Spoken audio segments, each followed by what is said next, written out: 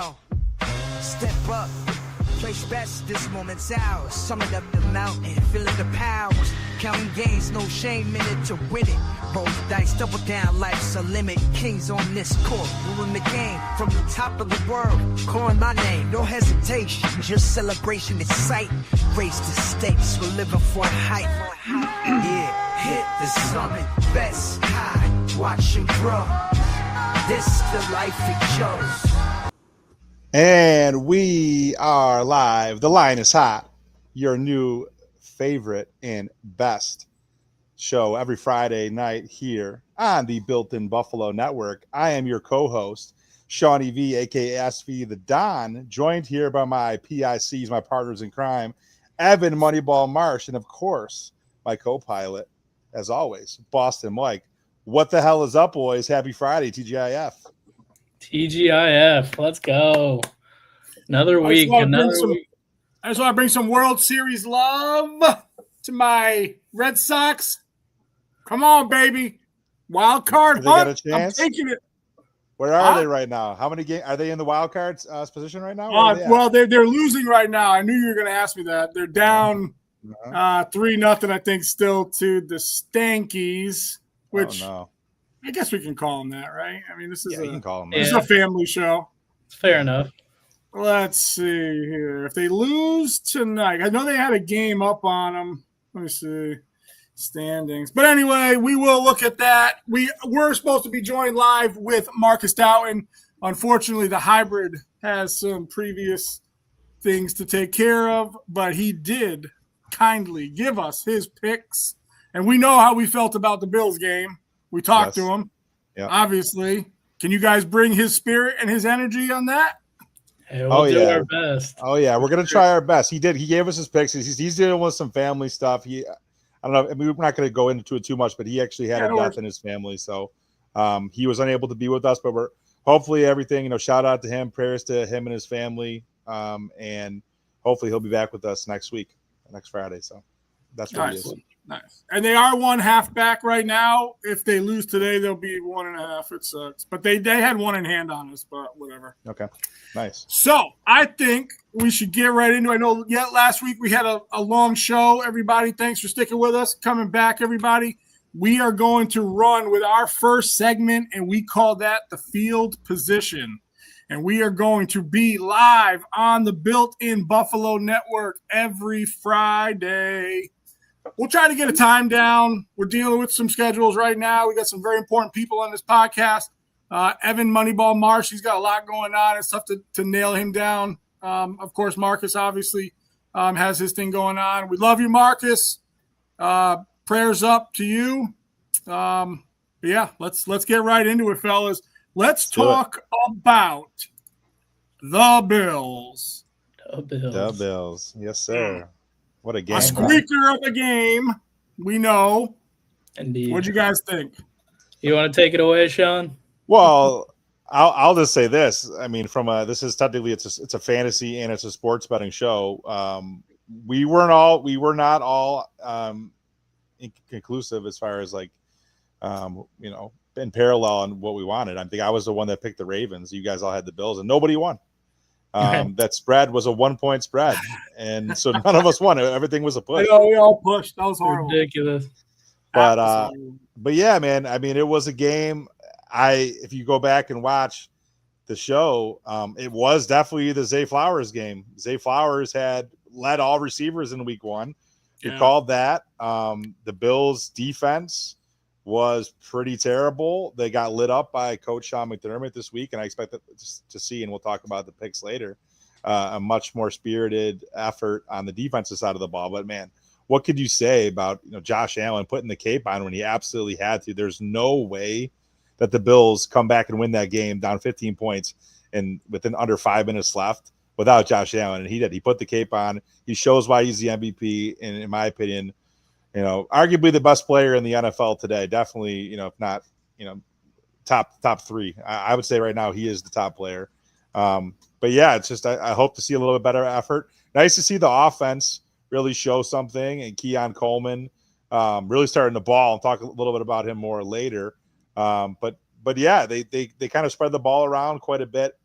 And like I said, if they can get the defense shored up, they did have some injuries. That Oliver is going to be out probably for a few weeks, which is tough because he had probably the game of his career. Did that happen in the game? Did it happen in the game? No. So he made it out of the game. He had a crazy stat line: multiple tackles for loss, sack, forced fumble. Yeah, everything that he did. That fumble. Dude, turning point of the game. Let's be honest. But yeah, he picked up an injury in practice. He had, I believe, it was one of the old linemen for the Bills in practice, kind of stomped on his foot. So he has like a foot/ankle injury that may keep him out anywhere from 1 to 3 games or so. That's what it's looking like. He is in a walking boot. But the nice thing is the Bills have a fairly easy schedule down the next couple of weeks. We play the Jets, we play the Dolphins, we play the Panthers. We have a bunch of winnable games.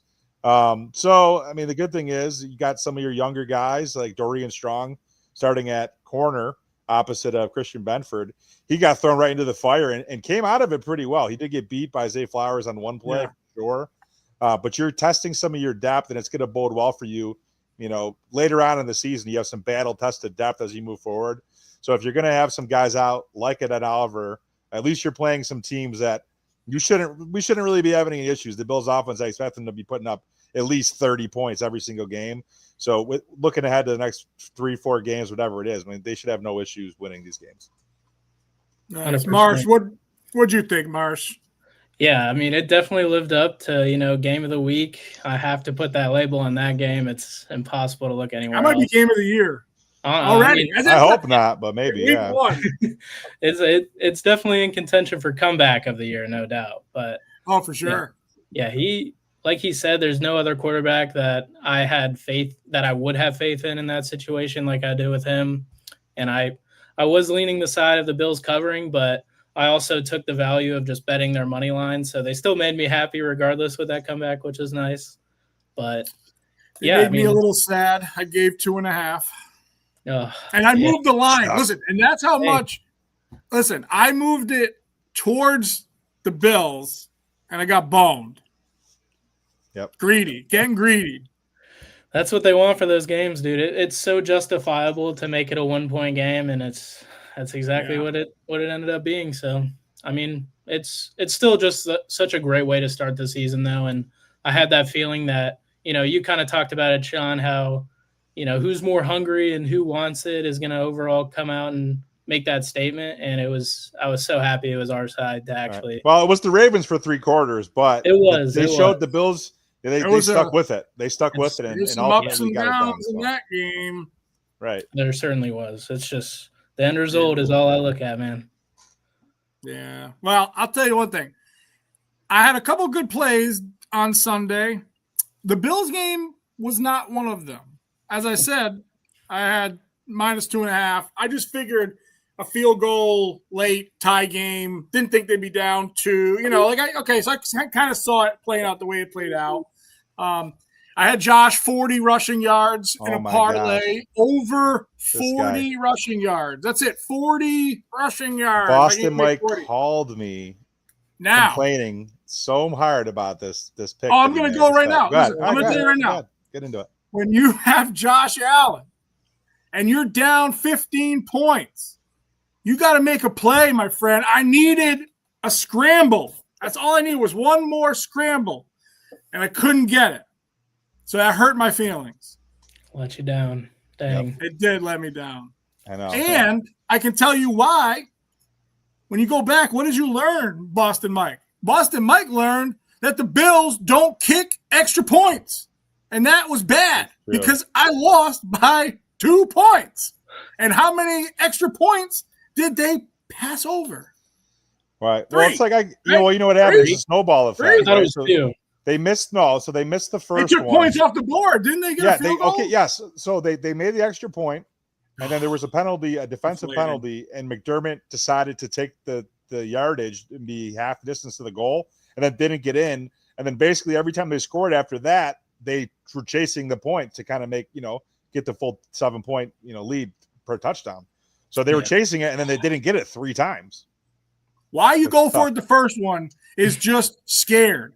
Why do they coach crappy half the game and then they call good plays? Like, dude, I think I call better plays in Madden than these guys do. Like, when they're down by 15, right? You're telling me that Josh didn't see a throw that he was like, man, I'm just going to run this. Like, and I know they're reining him in, and that hurts me. And I think 40 yards. I mean, I had Henry over 120. I had Lamar Jackson over 40. I had James Cook anytime touchdown. My parlay was built around Josh Allen, my number one fantasy quarterback. I picked him in the first round 2 leagues, and all I needed was 40 rushing yards.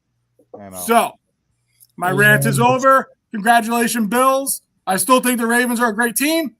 They just didn't come up fully in that moment. But now let me ask you this, guys, and I know we didn't talk about this before. What does this do to Baltimore's ego? I mean, I wouldn't say it takes over the Bills. I don't think it takes. You can't get over the Bills. Well, it's. I think it's Evan, right? It's kind of like the Bills with the Chiefs. It's like you play a team so many times, and they kind of just have your number. And I think it's pretty clear to me that the Bills have gotten outplayed by the Ravens twice now, back-to-back games, and the Ravens lost both times, mainly from self-inflicted wounds.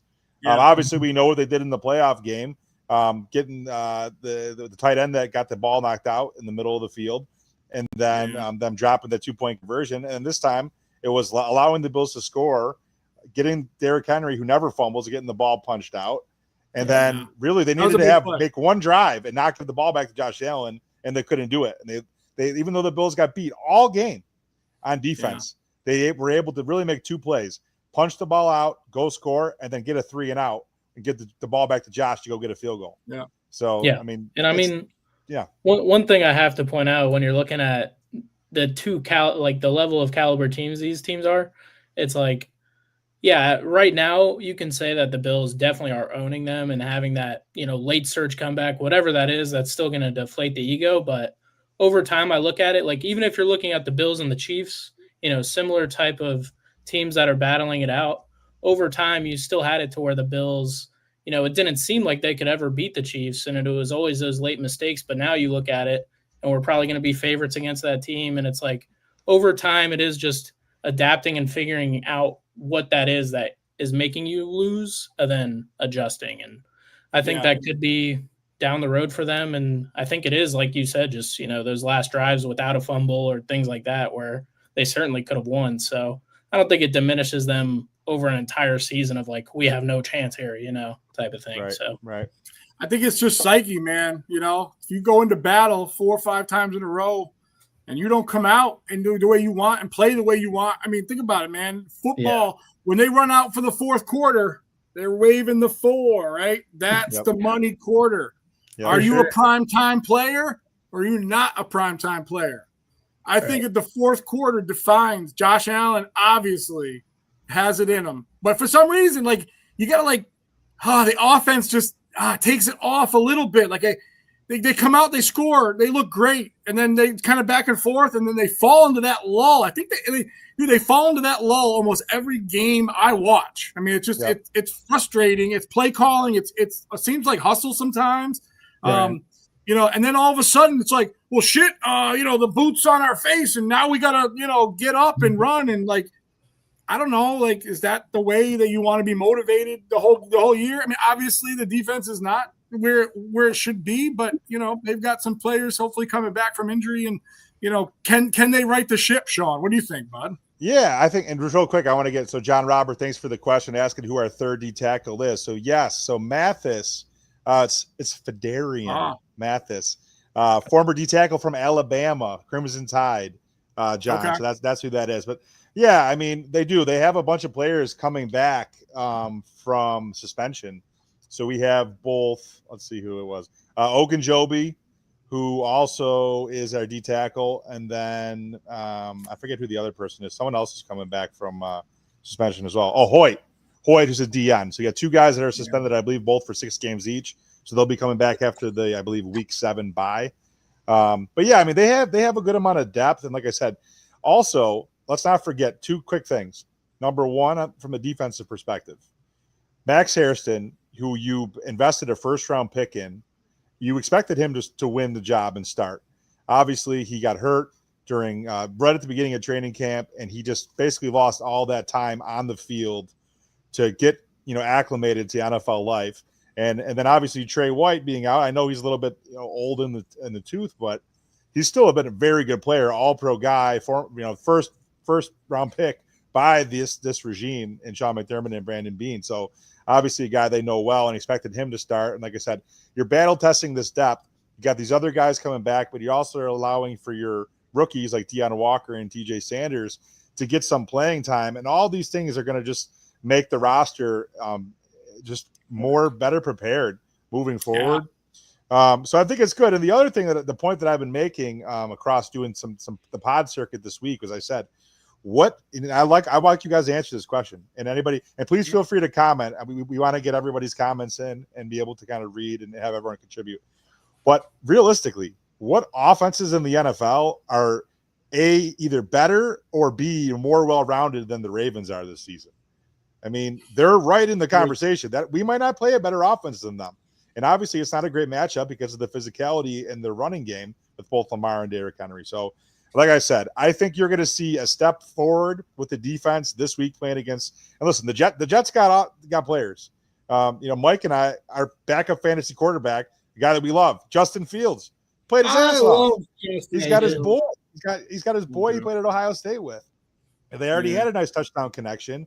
But it's like, and yeah, they have Breece Hall, they have Allen, they have some good players, but they're not an offense that's as well-rounded as the Ravens are. And you're not going to see an offense like that. The Chiefs look like they're taking a step back in offense until we see maybe Tampa. Especially with Worthy being hurt.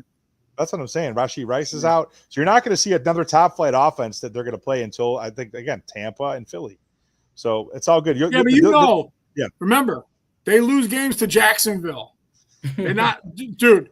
If you're banking on so only fast, losing, not so fast. Obligatory. Yes, I got to throw in my Lee Corso. At least one. Yeah. Yep. Yes, I love Lee Corso. All right, so listen. Now we talked about the Bills. What do we think? Who looks strong? I picked out a few. Obviously, we talked about the Ravens. I thought the Packers looked great, even last night and week one. Eagles look pretty good, right? Obviously with that win opening night. And then the Chargers, I thought beating KC was big. Yeah. You guys got any comments about those or any different guys looking strong? I'll go quick and Evan, you can go. Just real quick. I told you guys my picks, my kind of underrated, unheralded picks. I said before the season started, Green Bay and Tampa in the NFC. It's teams that I think are going to emerge, and also the Rams too. The one team that I'm actually disappointed about greatly is the way that the Commanders have played so far. I've not been impressed. Yeah. I'm a little worried about Jaden so far. He's got backup guards in, but that's very real. So that's what I'll just keep it at those. Evan, what about you? Yeah, I wrote down. Definitely had to look at the Colts again. They surprised me a lot. For sure. Beating Miami like that, I did not expect that whatsoever from them. So that was very interesting. I also want to mark down the Steelers. I mean, I had a lot of talk about Rodgers last week, so being able to reflect on that now, I'm like, I always say I'm happy when Rodgers is playing well. I just hadn't seen it in so long. So that battle between the Jets, I think that was a great game, and there's a lot to build off of there. So I also wrote down Green Bay. Obviously, that's a tremendous 2-0 start. So yeah. Like a wagon. Yeah. The only other one that I jotted down I was going to talk about, and it wasn't a surprising outcome because they won the game, but it was a surprising outcome that they only lost the game by 1. And I thought that was the Cleveland Browns. I thought Interstate, I thought Cincinnati was going to play a little bit better. That kind of surprised me. Yes, the Colts, obviously. Daniel Jones, Dookie, we got to give some love to some Duke football players. And then that Jets-Steelers game, you're right. I wrote down all 3 of those games. I mean, that Jets-Steelers game was so back and forth. I'm a big fan of Justin Fields. I was surprised. Aaron Rodgers, I mean, he looked great, but he turned back the clock a little bit, huh? He did. He played the part. I mean, he put the mask on, man. I was okay with it. So, all right, now let's turn to some injuries. I'll start this time. I had a couple that I looked at. Obviously, we know Chris Godwin's still out. The big one for me that I just noticed was Christian Gonzalez, Gonzo for the Patriots, number one cornerback, I feel, in the whole AFC. Is Brock Bowers coming back with that knee? Supposedly he left the field and he was fine. Drake London, right? Separated shoulder, right? I mean, how many weeks is that going to hurt him or hinder him? And then this is the big one. Juwan Jennings, right? He's supposed to be covering for Kittle, Debo's Gonzo, two Gonzos in one segment. Look at that. Two Gonzos in one segment. Nice. Yeah. But Kittle's out. Purdy's out, right? I don't know if you made your picture on with the 49ers before Purdy was officially ruled out, but I did mark you down for the 49ers. Well, I have to live with that. Well, I guess I could make a change to that one. I suppose I should be allowed. I made my picks early in the week. Are there any injuries that are standing out to you guys? I wrote down just from that Packers game that Jaden Reed injury. Oh, yes. That's big. Broke that collarbone, so he'll be out for – He gone. Yeah. And Kraft got hurt too, but he came back in. Which oh, God. I was worried. I texted Mike, Kraft's our fantasy tight end, who's looking stellar so far. Oh, yeah. Got free for like a 56-yard All right, so pass. Evan, check this out. We got a trade offer. Yeah, that's a funny one. It was who was it? Tucker? No, who was it? It was Coleman. They wanted Coleman for like Alec Pierce and some other like Jamoke. Yeah. And we turned around and said we want Brock Bowers for Tucker Kraft and I think Coleman. We were going to get both, and they turned it down. Our trade offer was more legit than. Can I pull it up? Let's see. Y'all should be glad he turned that down. Kraft has been going crazy. Well, no, already. Dude, he killed it was between the game, so he couldn't have used him this week. Right. It was after the game had started, but he quickly denied that trade. I could not believe. At least we I would accept that in a heartbeat right now, honestly. Two guys? Oh, you should see his receivers, dude. His receivers are bad. Like he wanted Keon. Keon's like our number 5 receiver on our team. We drafted a hell of a team, honestly. Not to toot our own horn, but we really did. Oh, we play fantasy every year. I mean, this is what we do. I mean, we talk sports. We know sports. We know fantasy. I mean, you know. Actually, his league is hard, though, Evan. He's the one that has the live draft. So you're up there, like, pasting something out of in board, Clearwater. Yep. Writing your pick down, like, and it's really hard if you don't have a game plan going into those drafts. You can't just queue up like ESPN. You know what I mean? There's no auto draft. Like, you got to literally pick guys that, like, has this guy picked yet? I don't know, Sean. Luckily, there's 2 of us, and we keep track of it, and we've been pretty successful. I want to hear from Evan. Evan, so here's the trade. So he asked for Keon Coleman straight up for Alec Pierce and Tyler Lockett. Not doing it. No thanks. I don't like that. Yeah, I'm not going to trade our good receiver for 2 shitty receivers. Like, I'm sorry, it's just not smart. Yeah, I mean, Pierce does get some deep targets. Like, I think he got one last week, but. I mean, it's not like. Well, I'll tell you what. In this league, or actually, this isn't even our league, but in Sleeper, Alec Pierce is rostered 9% of leagues. So, and then Tyler Lockett's a little bit better at 11%. Keon Coleman was one of the best receivers in last week. No, he did good. Yeah. Not a taker on that one. Thanks, but no thanks, buddy. Nice. Well, listen, we're gonna wrap this segment up here. You guys, anything left about anything in the past last week? Any little things you want to say? I do have one quick one. Well, I'd like to toot our own horn, if I may. Could I take a victory lap? Oh yeah. So, as we'll see in the very next segment, what the current standings are. I won't give any previews or any leaks of what happened. But all I will say is, before we get to that page, your boy, I've been actively giving out my top plays on social media. So mainly on my Twitter page and also on the Line is Hot Instagram and Twitter page as well. So my picks for Sundays, I only bet Sunday 1:00 games. And then I picked Thursday Night Football yesterday. I did a same game parlay. So here are my picks. I hit 4 for 5. So if you're somebody that likes to bet, I think I'm a pretty good follow. I'm giving a lot of good picks. And this goes back to last year as well for football and hockey season, which obviously that's coming down the pike here soon. So I had Tampa and the Falcons over 39.5 points total. I had Tampa to their own team score over 20.5, both hit. I had Arizona money line that hit. Yep. I had the Bengals money line, even though that was a tough game, they pulled it out. And I had Tyler Warren for the Colts. We talked about over 3 receptions, of which I think he had in the first quarter. Now I try to support my boy Boston Mike. I took the Patriots as the 5th pick and lost. But again, you bet all those picks, bet them all separately. You hit 4 for 5. And then, which was even more painful last night, as Mike knows, put in a $50 bet to win 500.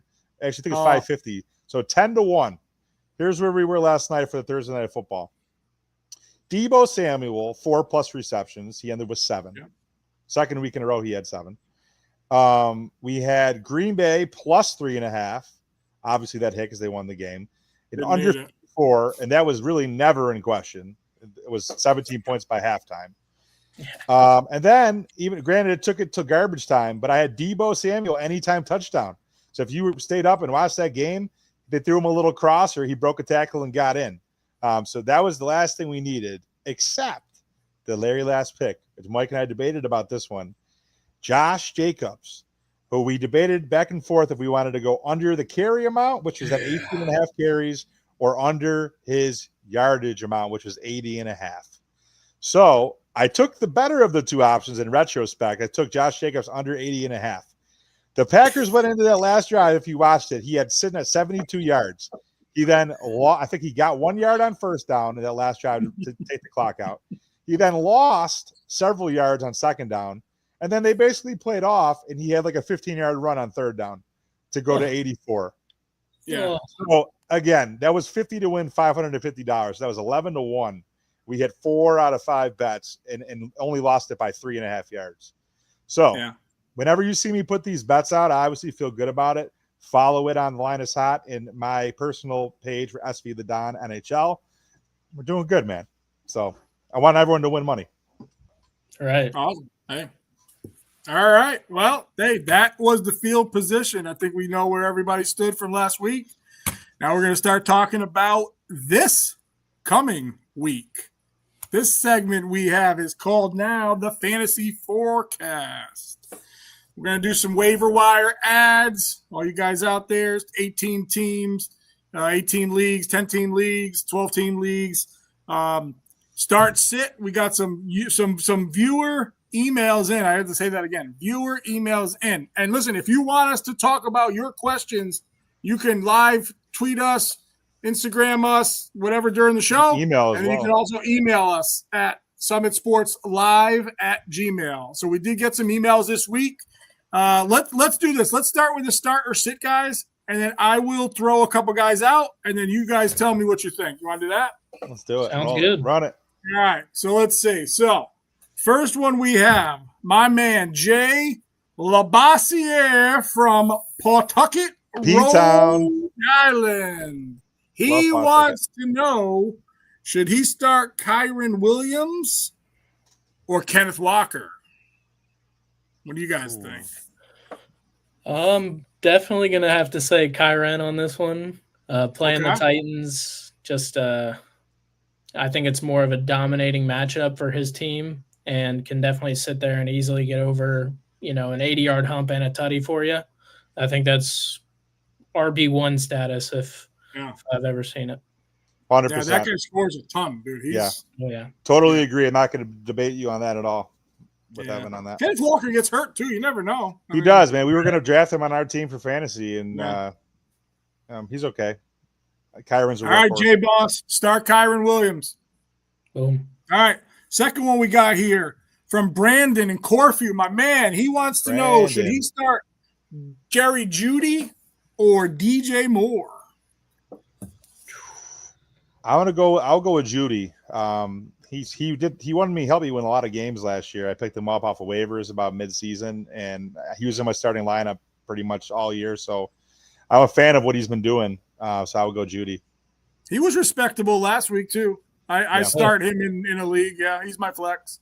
He's a solid flex guy for sure. I think he's just been such a stable player in that offense for 2 years now. I think when they got rid of Cooper too, it's just kind of elevated him to definitely be their number one target guy. So, yeah, I mean, if he can give you wide receiver one production as a flex, that's not going to happen every week with their QB room, but when he can get it, it'll be perfect for you. So, gotcha. All right, Brandon, you know where to go. Shout out to Brandon. This one here, I don't know this person. His name is Colston with the new move to Montana, and he wants to know: is it our Ohio State friend Justin Fields or last year's number one pick Caleb Williams? Go ahead, Ev. You go first. Yeah, I'm gonna have to say Fields after that. That last week production he had. I think he put up 29 points, which is just. You love to see that week one. I mean, even if 2 rushing touchdowns don't hurt, right? Right. Yeah, that as a QB is exactly what you're looking for. And I think looking at who they're playing this week in Buffalo, too, is a key component because, I mean, Lamar and that team just ran all over us. So it's like, but who's to say he can't, I mean, it'll be a little bit harder with their offensive line, but I think they're going to draw up some plays for him. And, I think he could put up minimum of 18 with his rushing value. So totally agree. Obviously, we talked last show, those of you who might have been tuned in, about Justin Fields. Mike and I have him as we have him as our backup, but the way that he's been playing, we might have to consider. We're not going to bench Josh Allen. But I mean, matchup wise, it could be something at least in the conversation. So, but I like Fields this week. The Bills have always traditionally been, the last several years, not great at defending mobile quarterbacks. For whatever reason, they just seem to struggle. They always seem to play better with guys that are pocket passers. So if you have that kind of dual threat guy, they tend to allow a lot of rushing yards. And Justin Fields is slinging the ball too, slinging that rock and throwing some nice balls out there with the Garrett Wilson and company. So, I definitely go Fields there for sure. 100%. All right. I mean, you guys, are we going to ever argue here or what? I mean, you guys are just echo chamber. We'll have to see. It's good to be like-minded on the fantasy. Huh? Say it again? I said it's good to be like-minded on the fantasy. That's true. It can be a toss-up most weeks, but these are some straightforward matchups in my mind. All right. We got one more here. We got Ryan from Noonan. He wants to know, he's got a tight end problem. Jake Ferguson or Jawan Johnson? Ooh, I'll say this just real quick about Johnson. He's a guy we definitely have our eye on. Playing for the Saints, they're a real shit team. Expect them to be struggling all year. They don't have a ton of weapons. They got of course Mr. Number 202, Mike, as you know, Kendre Miller, running back, but not too much in the way of weapons. And I did see that Johnson had something like 10 or so targets last week. So is that sustainable? Is that sustainable? I don't know, but I'm willing to take a flyer. It's a guy we picked him up off waivers in fantasy this week. So I'm definitely intrigued. And Dallas just has so many weapons. They spread the ball around. I mean, obviously they have the receivers. They have their other tight end too, who's good. So I just think based on just the talent on the offense, I would go Johnson. Yeah. I agree. And I think with the Saints too, if you look past just a couple of years, like they really do rely on the tight end position heavily to move their offense. And I think with their skill set now at wide receiver, I don't think things are changing. So having that big guy just seems to be very helpful for an inexperienced Rattler to just, dump some passes on, and 10 completions or 10 targets to him? Or did he had 10 catches for that game? The targets. I think he had 11 targets actually, and I think he caught 7 balls. So you're getting that volume. I mean, you're going to make some plays. I agree. I'd start him. All right. Well, it's like a kumbaya segment here. I like this. Mm-hmm. All right. This one, I have a feeling, because I know how you guys think, this one might be a little bit different. And listen, I don't give these out to these guys before this segment. So if you email in, you will get their hot takes about these decisions. So the last one we got, number 5. This is tough.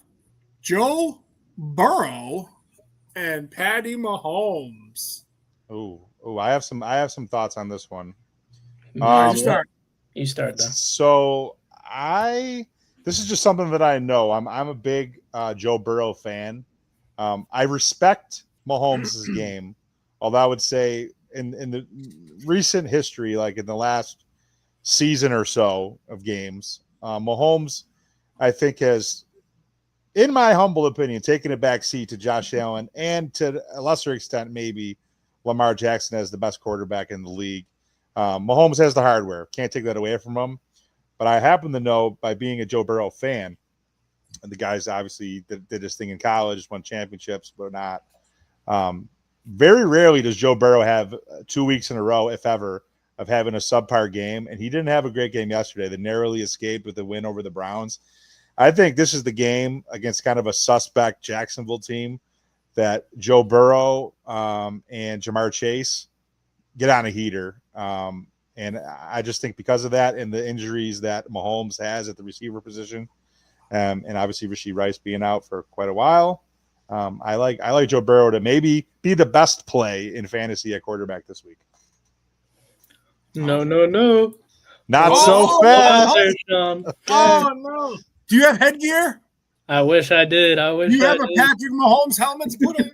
I need to phone into him real quick because dude, he's my starting quarterback, so I do have a little bias here. I gotta quarterback.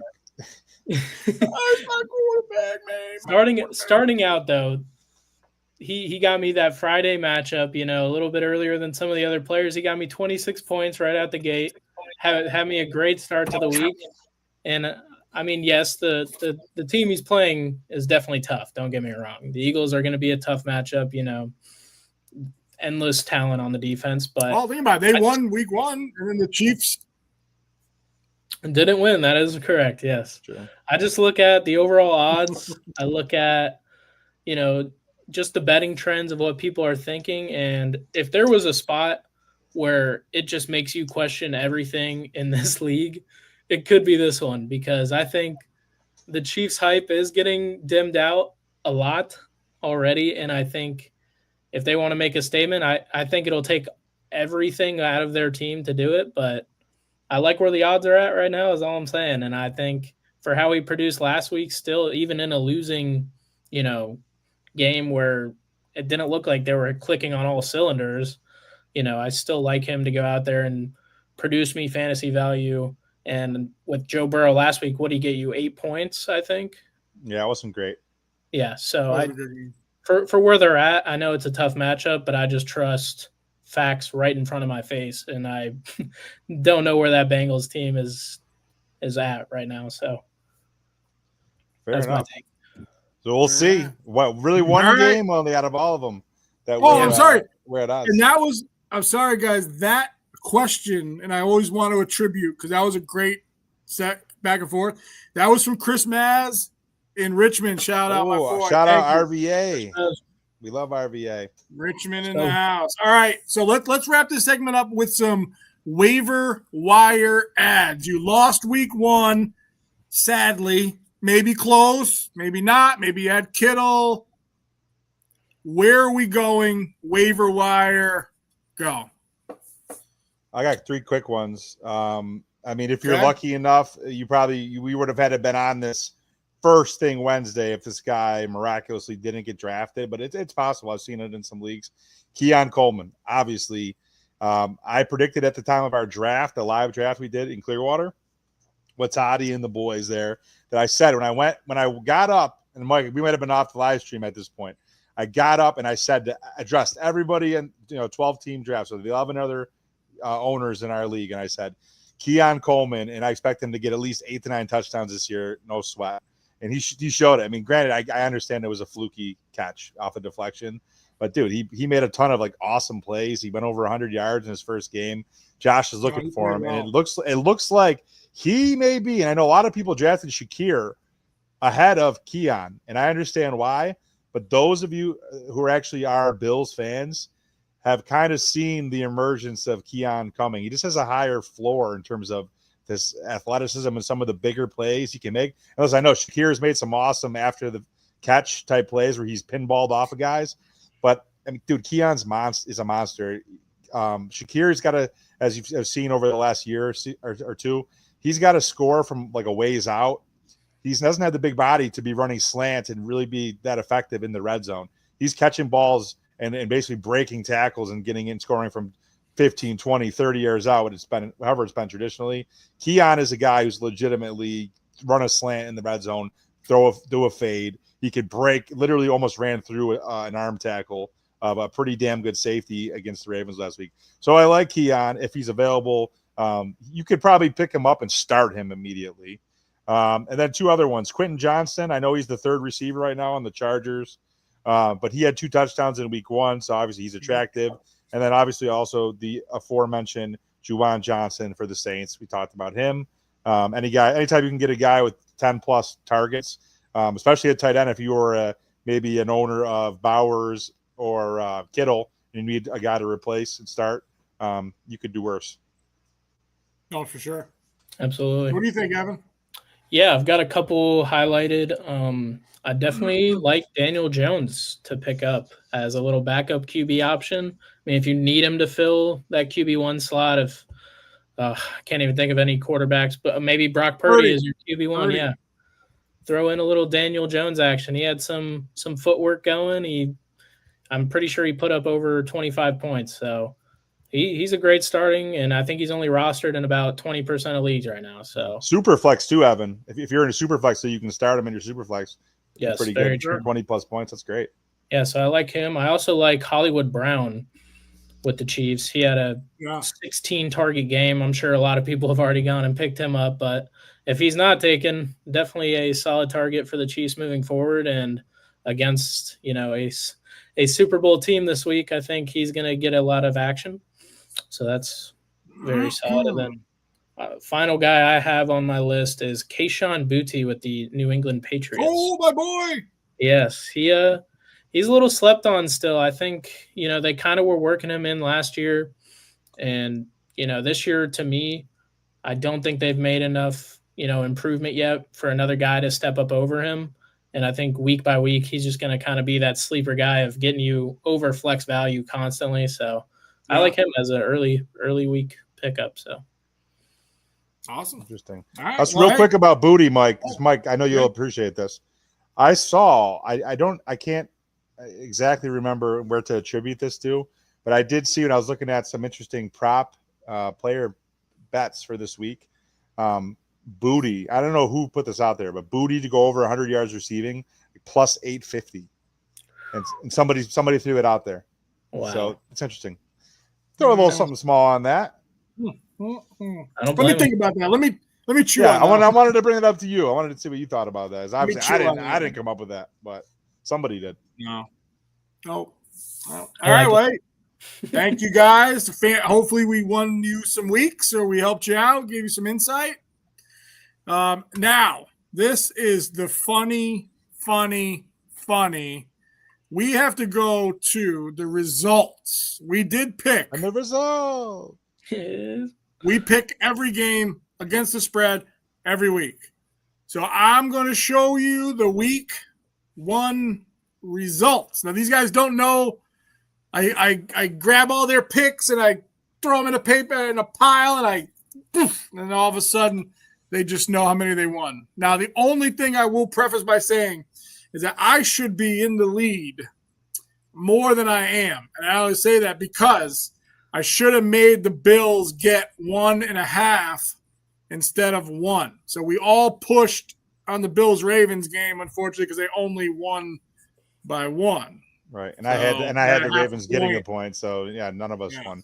Okay. So, without further ado, I would like to introduce you to the leader and co-leader and the other co-leader of Week 1, the Hybrid, coming in with 7, Boston Mike with 7, Evan Moneyball Marsh with 7, and Sean Needed Buffalo.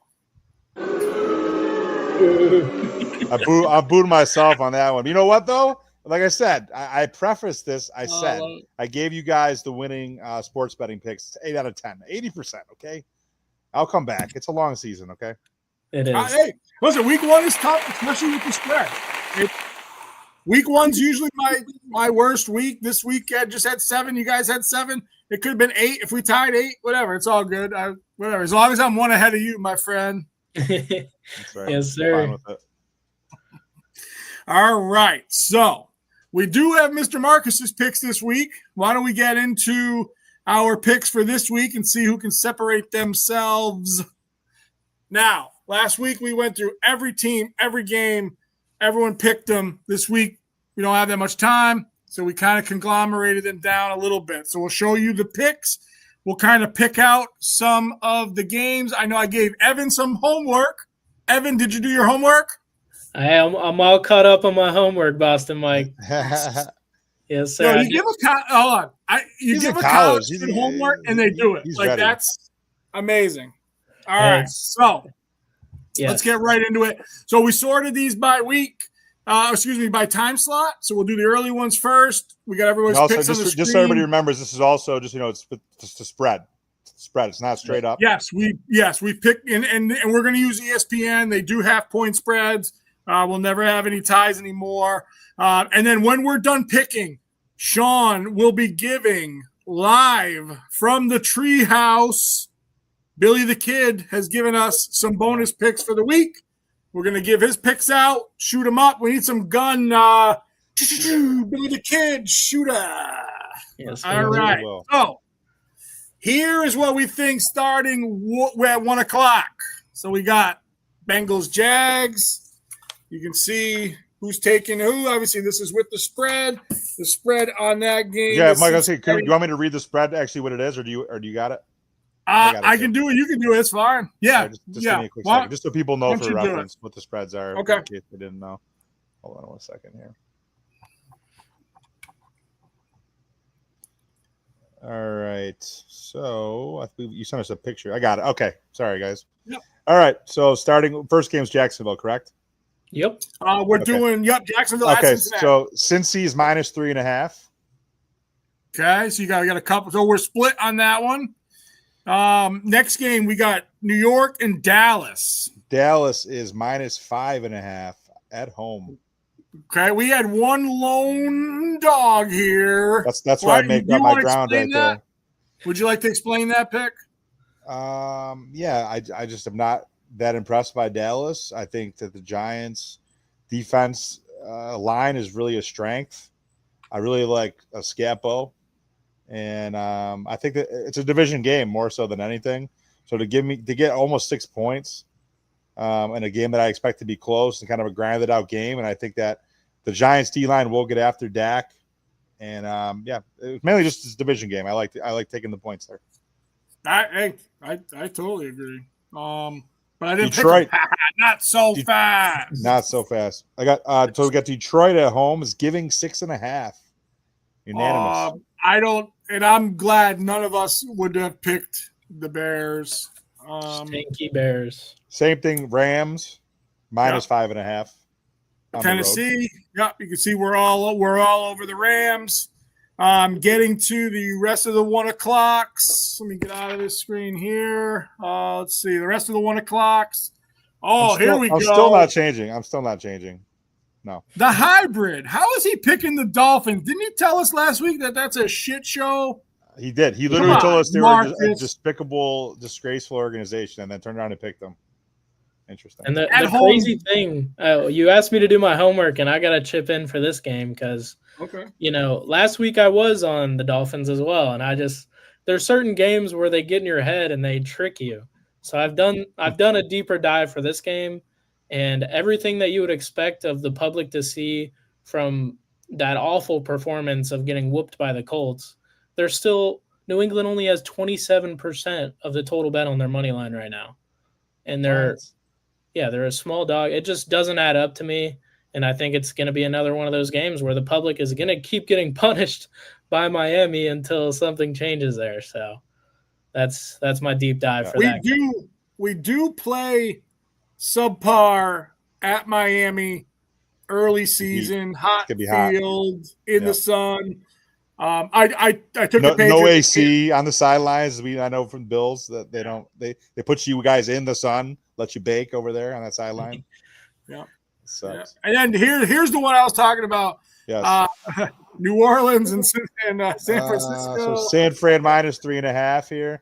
I mean, dude, the Saints suck. I mean, I'm I'm not too worried about it. San Fran has a more talented roster. Who's their backup quarterback? Mac Jones. Yeah, I'll still take San Fran. Oh!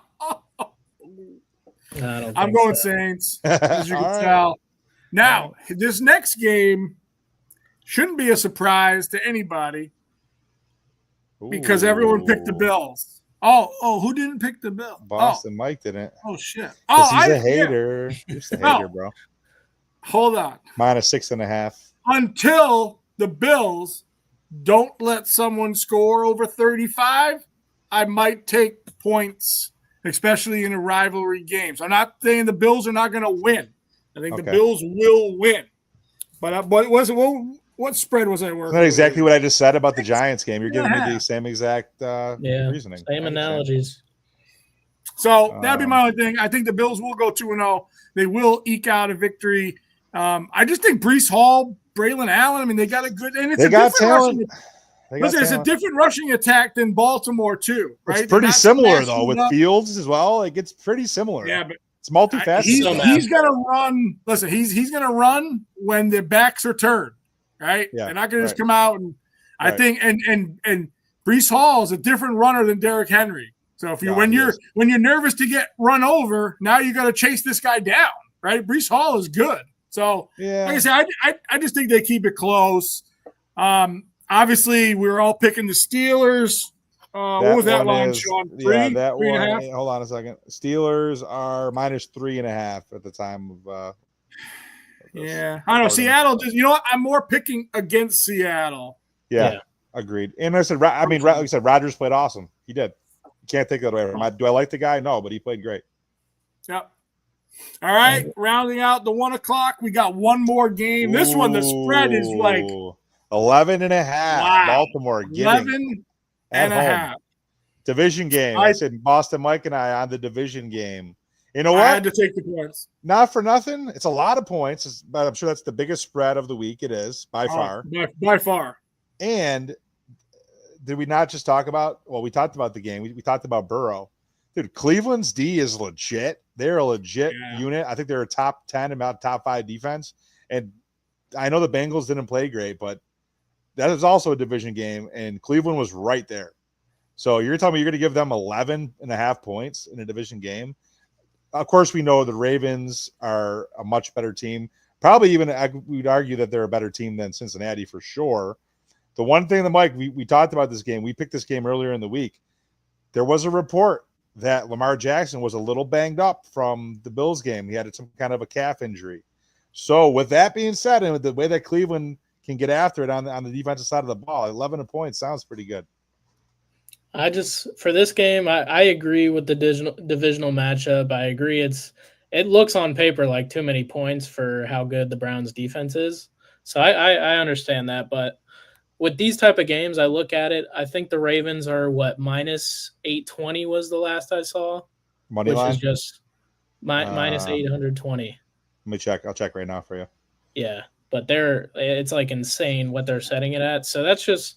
I mean, obviously, we know they're going to win this game, but when you look at a game with that heavy of a favorite, the spread, in my mind, for a percentage perspective, it definitely needs to be around 95% to where I'm like, this can't hit. You know, I think they're sitting around. That's 11.5 right now at current, and Ravens are -750 on the money line at present. Yeah. Exactly. It's ridiculously high. It'll probably be one of the biggest favorites all year as far as odds go. And I think, like I said, when you look at that, it's a good telling game for me of like which side is leaning on that spread. And right now it's too much on Cleveland for what those odds are. So that's just my analysis on it. Gotcha. All right. Well, listen, Mark, I can't out jump you in the standings unless you pick different teams. So that is a good pick for me. Very true. And listen, I went on a limb. Listen, go to the late games. I'm still a Bo Nix lover. I love Daniel. Show me something. Right? The Dolphins suck, so it's hard to glean anything. Yes, Colts, and that's to see 3 of us on it is interesting. I think them the way they played and then the way the Colts played, I don't see them repeating that. I think they're going to come back to earth a little bit. One and a half, by the way. That? 1.5. Denver is giving 1.5, and they are at Indy's at home. Mm-hmm. Yeah, inside, no. I mean, come on. No elements. Yeah. And what would, if you guys had to guess, what would you think the percentage of money from the public is around the Colts at home right now? 75. No, I think it's way less than that. Yeah, you're looking at 28% of the public. Yeah, looking at the Colts. Denver's a playoff team. So nobody. All right, so does that mean that Miami's a shit show? Yes. Oh, 100%. Yeah, Marcus picked them anyway after calling him that. That's what that means. All right. And then what's the next game? Let's see. We got Arizona. We have Arizona giving. Let me see. Wow, 6.5. Boy, a whole touchdown favorite here. We're all on it. Rightfully so. Well, I like Marvin. I'm a Marvin fan. We do love Marvin. Marvin's in their starting lineup every week now. Yeah, receiver. He did well. Yeah, he started out a little sketchy last year for me a little bit. He had some ups and downs. I think this year, him and Kyler are going to. Yeah, and Kyler's good too. They have a good offense. I mean, surprisingly. They have arguably the best tight end in the league. Him, Bowers, and what's his face? McBride. Man. I don't even think Marvin's not their number one option. I say McBride is their number one option in the passing game, which is good. I mean, they're going to double him. Marvin's going to be one-on-one. Throw it up. Yeah. This game here is a split. We have the KC Chiefs at home against the reigning champion Eagles. Yes. -1.5 for Philly. Only -1.5. On the road, though. It's basically 4.5. I'm still taking the Chiefs. Getting the free 3 at home. So really it's I think it's a 4.5 point game. Philly's -1.5 on the road. So I just think like Marcus and I Marcus played for the Eagles. So it's a homer pick. Okay. Dude, the Kansas City has to show me anything. Like I said, I already picked against Mahomes earlier. Until they show me that they're back, I don't think this is the last few years Kansas City. But do they go 0-2? I think they do. Okay. I just like I'm liking the value here. I'm not gonna lie. I like them at home, and I like, I did another deep dive on this matchup because obviously very important one, and only 27% of the public on the Chiefs right now, and in comparison to last year. I was obviously watching that Super Bowl percentage shift like crazy, and by the end of it, the Eagles had a high percentage as the underdog and ended up winning outright. And now I'm in reverse perspective looking at this game, like there's too little on the Chiefs versus even where they were at last year, and they were favorites. So it's like this spot here to me is a complete flip-flop, and I think the home field advantage will be a big factor. I think so too. Game. Yeah. I think so too. Maybe Travis gets his head out of his newly engaged. I agree with you guys. I think the Eagles are just a better team this year, and only 1 point spread, like 1.5, whatever. It'll be fun. It'll be interesting. That's the number one game I want to watch this week, honestly. All right. Well, now we're going in Sunday night. Wow. Atlanta at Minnesota. Minnesota's giving 3.5. Yeah, the 3.5 confused me a little bit because in my mind, I mean, the Falcons lost again, only by that field goal. I think it is just that dwelling side of, I think, bettors where they can't trust the Falcons now. And I from the percentages I was looking at for this game, you would expect to see probably above a 50% clip for the Vikings, and I'm seeing a 23%. So it's like, I don't know what the public is loving about this team right now. I agree they have weapons. I think on paper they're probably better than the Vikings, but until that coaching staff gets their head together and actually decides, hey, we're going to play to win this game, I can't back them and actually feel good about it. And I mean, I don't even know who their starting kicker is. Hopefully we got rid of Koo after that mess. So Oh yeah. Oof, he's been rough. For the spread to be a field goal and one team to not have a good kicker, I think it points me in one direction. So good call. All right. Well, we're split on that one. One that we're not split on, it looks like, my other it's team. our Houston friends. Giving 2.5, Houston at home. No Bucks. thanks. Give us the points with Tampa. I think Tampa wins this game outright. Let's go. I do as well. Yeah, I want to see a little bit of bounce back. I need more from my boy Bucky Irving. Not impressive. Not impressive yet, but maybe this is the game they get it back on track. They've way too many weapons, and Baker's too good for them not to be hitting on all cylinders. Maybe this week 2, they got some snaps. I mean, and not to say that the Texans are a bad team. Like, don't get me wrong. I still had to sit down and think about this matchup, but you look at it, they only put up 9 points last week. You know, Stroud is – I want to say by the end of the year, him and Daniels are kind of going to be in this weird spot of like, you like the guys and they've shown that talent, but overall it's like something with their team is just not clicking and it's not leading to the wins that they should be getting, because last week easily could have been a win for them. And I think with the Bucks, they're one of those teams that do find the ways to win and just beat that division matchup. They're favored to win that division already. I think it's just a good start to their season. They're going to want to keep that rolling. Yeah, and think about it. They played Atlanta. I mean, they know Atlanta so well. Atlanta plays them so tough. You know, I mean, I could see the Bucks scoring 30, 35 in this game, hopefully. Last game, Monday night, a doubleheader. Ooh, I like when they do that. Second Monday night. A 7 o'clock and a 10 o'clock game. So Chargers on the road, giving 3.5.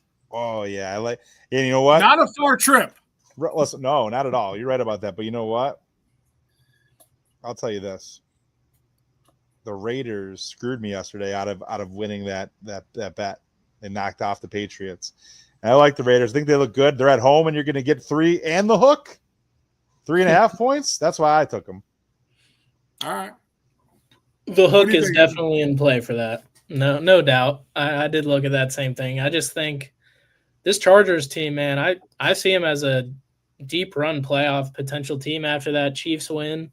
I think they got a lot of new pieces that are clicking well.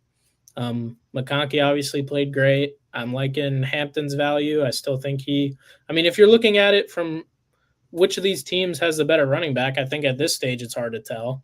I mean, Gentry obviously produced a good game, but can he carry another week just for that Raiders offense? I don't know, against this Chargers defense too. I mean, they got some weapons up front as well. So I don't know. I think this one will be a good one to watch. I also look at it being the last game of the week.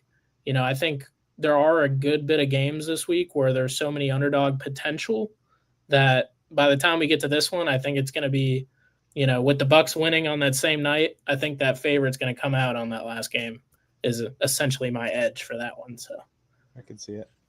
All right. Well, listen, we do need to give some Billy the Kid. Oh yeah. What do you got? Do you have some upsets for me? What do you got? Oh yeah. So we got Billy the Kid from the Treehouse submitted his. Who went 2 for 4, right? Yeah. We'll keep tagging him. We're gonna try to. He's giving us 3 picks this week, so we're gonna try to get at least 2 out of 3. So we're gonna. And he said this. Mike told him. Boston Mike told him. We actually on speaker, or we were on a video chat, and he's like, "Dude, you better step your game up. 2 for 4 is bad, not too good." But he's giving us 3 picks this week. And before I give those out real quick, we're just over an hour in right now. We got about 400 people watching live. So thank you, everybody who is in here.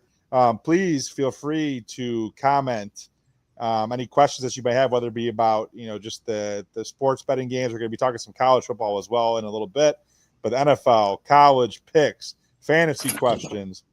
And remember to like and subscribe so that you always know anytime that we are on and live. But yeah, getting to Billy the Kid from the Treehouse's picks. He's got 3 underdogs. He's going to do a special segment where he's going to be giving our underdog picks.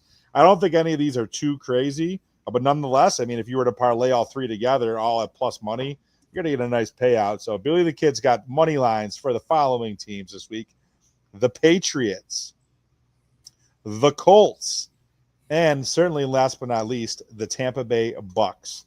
So 3 underdog plays, and good luck to everybody. Yeah, if you wanted to put a quick parlay together with those 3 money lines in there, it's going to pay quite a bit. I actually will tell you. Any home dogs? You know I love the home dogs. dogs. Oh, yeah, there's definitely home dogs. So let me just tell you real quick. No, Tampa's away. The Colts are away. The Colts are home at their dome. Oh, so let me just let's look real quick I picked here. Denver. Home. Oh, I know you did. That's why I said you picked away from the home dog. You're weird. All right. So I just like Bo Nix. I like Bo Nix. I know. I lost some Bo Nix cards. I understand. All right. So here we go. So Patriots currently plus 115. We have the Bucks plus 115 and the Colts plus 100. This is what I'm saying. So those 3 picks at those short odds of being just a little bit of an underdog, plus 824, 3-team money line. Your $100 bet pays 824. Wow. Billy's best beats for the underdogs. There you go. Well, thank you, Billy the Kid. Do we have applause? Thank you. Hold on, let's see applause. Yeah. You got it? There you go. Thank you, Billy the Kid. Thank you. All right. Well, that's the NFL against the spread. We're all on record. We will keep track. We will have a season total. We will have a winner. We will have a trophy. I don't know if I told you guys this. I'm going to make a trophy, and I'm going to take that little golf guy off the top of it, and we're going to turn it into a little hockey guy on there? No, a little fantasy football guy. You get my reference, right? You got my reference there. That's how I started it. There's a little golf guy on there. I like it. I like it. A little hockey guy. You picked up what I was putting down. All right, listen. Did. We did not do a betting blitz last week for college. We went. Well, it was NFL week 1, Mike. To our to our credit. So be a big we wanted part to bring you some good college plays. I think they're pretty much from these guys. There's a clear-cut game of the week. I'll let them get into that. Why don't we go into some locks of the week? What do you got? Let me ask you football. Let me ask you this: do you want I'll give you my locks of the week for college. Do you also want us to roll in I have some NFL locks too. You want me to do both? NFL locks. Why don't we do NFL locks in the last segment? Okay. All right. Sweet. So I have 3. Well, actually, technically it's 4, but it's actually 3 picks for the college slate. So SV's locks in college football of the week. I'm taking Ole Miss money line. They're about a 6-point favorite at home at the moment. Evan, right? They're at home. Is that right? Mm-hmm. Yeah. So I have Ole Miss money line, and feel free to bet this singly, or I'd actually parlay these picks. I then have USF, a team near and dear to my heart. Lived by them, watched them play live a couple times. They're playing at the U, and I really like the over in this game. USF is shown to be able to score a good amount of points. I expect them to score at least into the high teens, maybe 14 or 17, if not more, against Miami, and Miami should be able to put up something in close to the 30s. So the over is sitting at 56. If you want to buy it down a couple points, maybe you get it at 54. I do like the over, but the regular over is sitting at 56. And then, last but certainly not least, I'm gonna need a quick second for this one. Give me a second here. Wow. Uh-oh. Oh, hold on. Would you like us to mute you for? Oh, jeez. Are you in the Bills locker room? He's changing in the locker room. Oh my gosh. Let's go. The Dogs. We are taking Georgia. Georgia, surprisingly to me, and Evan, you can definitely talk about this. Georgia is giving 3.5, which is a very weird number to be giving on the road against Tennessee. And my thoughts are on this particular game here. And obviously I live here now, so I am a Georgia fan, like Moneyball Marsh is. So Georgia's beat Tennessee in 8 straight games. I understand that they are on the road and that They're both ranked. It's not like Tennessee is a bad team, but they're ranked 16 and Georgia's 5. Yeah, I believe I have that right. But looking back at this series of games, like I've watched Georgia play, they haven't played anybody like too crazy as of yet. But in the history of this game, in the last 8 games that Georgia's won a perfect 8-0 record against Tennessee, the smallest amount of margin that Georgia has won by is 14 points. So, with that being said, you're going to give 3.5. I'm taking Georgia money line. I'm taking Georgia buying a point, going down to 2.5. If you're scared about that field goal being in play, it's not going to matter. Georgia's going to smash them. And I got to say, that guy, the mayor from the Treehouse, wanted me to let you guys know that Georgia will cover a touchdown in this game. So if you want to give up Georgia -6 or buy it up to 7 points, do so with confidence.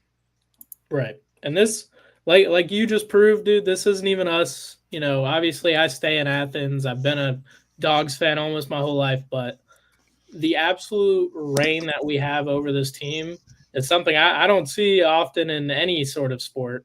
So I think you got to take those trends where they're given to you, and you know it couldn't be a better week for us after, you know, we start out great every year. We get those test games, and they typically play us hard in the beginning of those games, but there's just eventually that point where we do our job, and it's fun to be backing a team that click against a certain team to just go in there and do their fucking job. So I love it. I love it. Ooh, man. Dropping the F-bombs. Vulgarities. He's passionate. You know what? It's a family-friendly show. This is a show for kids. It's a Friday night. We selected our time slot in a certain way. It's Friday night. Kids are in bed. Get me riled up, guys. You could what, say what other team could do that? You cover your ears. You could say fuck, shit, whatever you want. It's fine. Exactly. We just went from 400 to 7. We're dead. Oh, sorry.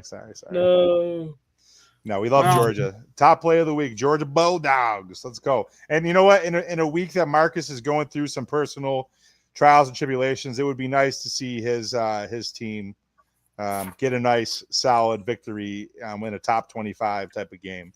Really first test. So yeah, let's hope for that. And like I said, I fully expect. Like I said, I'm betting the Brinks truck, backing it up, and we're betting heavy on Georgia. So 100%. All right. You guys got any other college plays, parlays, over-unders, anything? What do you got? I bought Miami down for that game. I think that USF game is very interesting considering obviously they upset Florida last week. Yeah. Even the week before that, what was it? Boise State they upset? They played well both weeks. Yeah, they cost me some money in that game. Yeah, they've come out hot, and I think that's going to show overall in percentages. I've already been tracking it. Obviously, that'll play out tomorrow, but you know, I think there will be a lot of action on that game. So I think there is a good chance they could definitely cover for how they've been playing, but I think only within a certain margin. So you can still get some value out of this game. I'm buying Miami down just a tad. So you think there's zero chance they win outright? I do. I think at this point, Miami had an easy week last week. You know, I think obviously with Beck there, they've kind of shown that things aren't going to be that different with him. He's still a good talent, and it'll definitely be a better talent than what Florida produced last week. So that's where I'm getting my edge for sure. All right. How about you, Sean? Any other college plays? Money line and 2 lock of the week. Love it. The line is hot. The official the gauntlet has been thrown down. Yeah, no, I do. Let me give you one more. I did have a couple more, so I think I had one other game that I liked here. I thought about this one earlier. So I originally was on USC, and I talked myself out of that one. I like SMU. SMU is a good team. They always have a great offense. They also play at that 3:30 slate tomorrow on Saturday. They're playing against Missouri State. 28-point spread. I like SMU to cover the spread. If you want to buy a couple points and tweak it down, I think they'll probably win by 30 or more. But again, I always, especially if you're doing a parlay, if you kind of have to if you're going to be buying points, unless you have heavy deep pockets to be, betting something like that. I would bet it. I would bet SMU minus 28. But if you're going to tweak it down and buy some extra points and get it down to say like 24.5, by those 3.5 points or so, or 4 points. To parlay that with maybe Georgia giving 2, 3, 5, 6. That's what I would looking to do 2-teamer.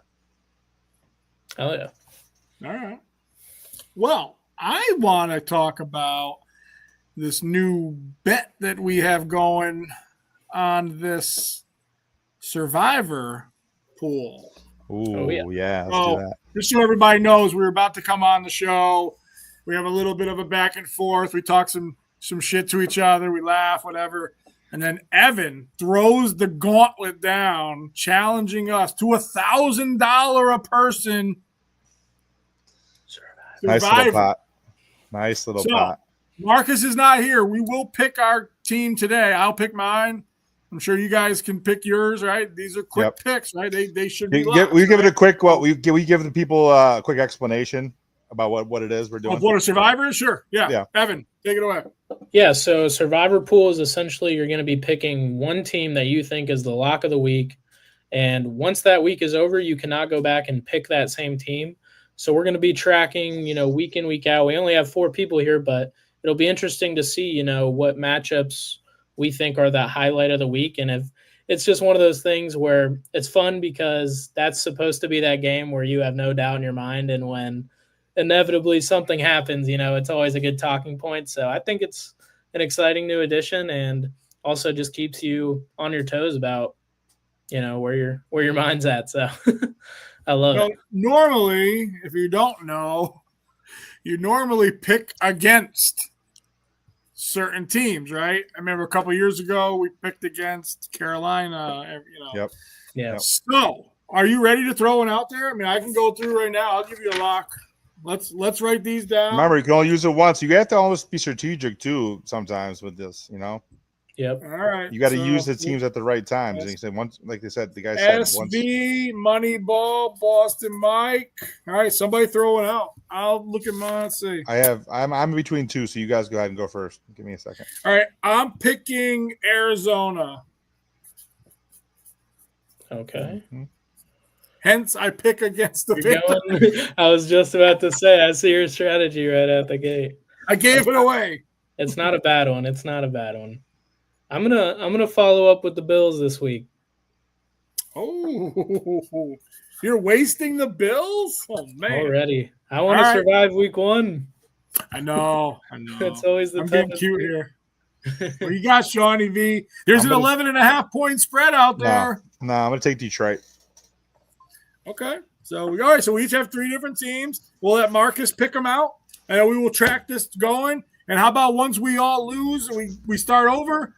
We invite the fans to get in, and we'll have a weekly segment. You just have to email us your picks before the games, and maybe we'll let them in. We won't do it for any money or anything, but maybe we'll just do a Line is Hot fan trophy.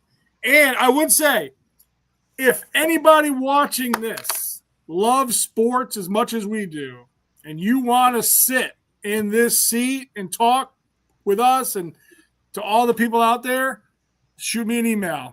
We're looking for some fun. So if you want to talk and you got some things to say, shoot us an email. SummitSportsLive@gmail. Send in your questions, fantasy, picks of the week. I think we're rolling in about an hour and 18. I think we promised we were going to be at that hour and a half mark. 90 minutes, we said. We'll try to get 90 minutes. I mean, I'm kind of ready. I think we had a good show. Thank you for everybody that watched. We are in a victory formation. So, Sean, anything you want to say on the way out? Yeah, I have my quick NFL parlay. Okay. This would span across the 1:00 games. It's going to be a 4-teamer for this week. And here's what I'm taking. If you want, and again, you could bet these single. That's basically the way that I track them. So 8 for 10 on my picks, both from last week's Sunday 1:00 games and then Thursday night. I'm trying to be consistent with that. Obviously Thursday it's the same game parlay, and there's only one game. But here's who I am on Sunday for NFL. I like the Rams money line at the Titans at -250. Detroit, who I just took in the survival pool, minus 275 home in their dome against the Bears. The Bills, who Marsh just talked about, minus 260. You're seeing a theme of all these games. They're all about the same. Interesting. Bills minus 260 on the money line. And last but not least, I like the Bills team total over 22.5, which is also minus 260. So that's a 260, 260, 250, 275. So a 4-team parlay, $100 bet is going to pay you 210. So that's going to basically triple your money. So you bet 100, you get back 310. Yeah. So with those 3 games, and I mean, I don't see any world where the Bills don't score at least 24 or more. It's just what the Bills do. And also, I mean, the Bills gutted the defense by Aaron Glenn when he was Detroit's coach last season, if you remember, at the D coordinator. So I don't really see anything's going to change too much. I see the Bills getting at least, I would say probably over 30 points, but I think 22.5 is very safe. Triple up your money with that quick 4-teamer. I like it. Right. I got some. What do you got on the way out, Mr. Marsh?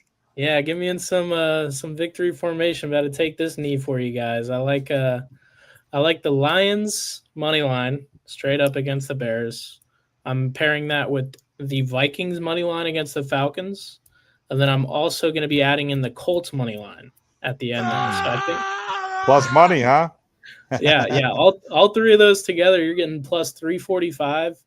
I think for those 2 favorites, those are some guys I definitely believe in this week and will happily back all day. And the Colts are, that's one of those games. I think it'll be a closer one to watch, but I think the Colts overall have the edge in that game. And I think those 3 teams, you're gonna sit down on Monday and say, "There we go. That's plus that was easy. $345." Right. And again, you just disrespected Bo Nix. Again, what? Am I the only person carrying water for Bo Nix? I am a big fan of Bo Nix. I just think the Broncos, even last week, I mean, you're playing – gosh, who were they playing? They couldn't beat them by more than 8. They didn't even cover the spread last week, right? No. I think it was 8.5. I think they won by 8. Yeah, exactly. It was right at the edge there. Hold on, I got it here. I'm trying to remember. I don't know why I can't remember that matchup right now. Bugging me. Oh, I had it somewhere. It's in the sheet somewhere. Yeah, it's somewhere. When you get ready and you're right. Oh man. Oh, here you go. Hold on. There we go. Let's see. Who are we talking about again? We were talking about the Broncos. They won 20-12, and they were a 7.5. They covered. There was 7.5 on there. I saw 8.5 on CBS. Yes, we went through 7.5, but I pulled covers on Wednesday. So okay. Yeah, it was. I still just didn't see as much as I had hoped from that offense coming back. I think that's where I have to lean with the home team here, and I think they're gonna show something that's unexpected, and they're in a good spot. So nice. Nice. And listen, we do want to get a vote from everybody. We want to know, what song do you like better? We have an intro theme and an outro theme, and we're debating on consolidation or not. So just throwing it out there. Shawnee V with a Q. I think that's it for us. Thank you. Good luck to everybody. Thank you for everybody tuning in. Thank you to let me give my quick shout out to Built in Buffalo before we jump off quick here. So of course, we're always very excited to do our weekly show right here on the Built in Buffalo Network. Built in Buffalo is your go-to destination for all things Buffalo Bills and Buffalo Sabres. The best place to go for Buffalo's teams covered by the fans for the fans. So tune in to catch our great content on all the main social media channels, and of course here on YouTube as well. So thanks to Dave and the team at Built in Buffalo. And we'll take it out here. And good luck to everybody on your picks. Go Georgia. Go Dogs. Go Dogs all weekend. All right. We're out.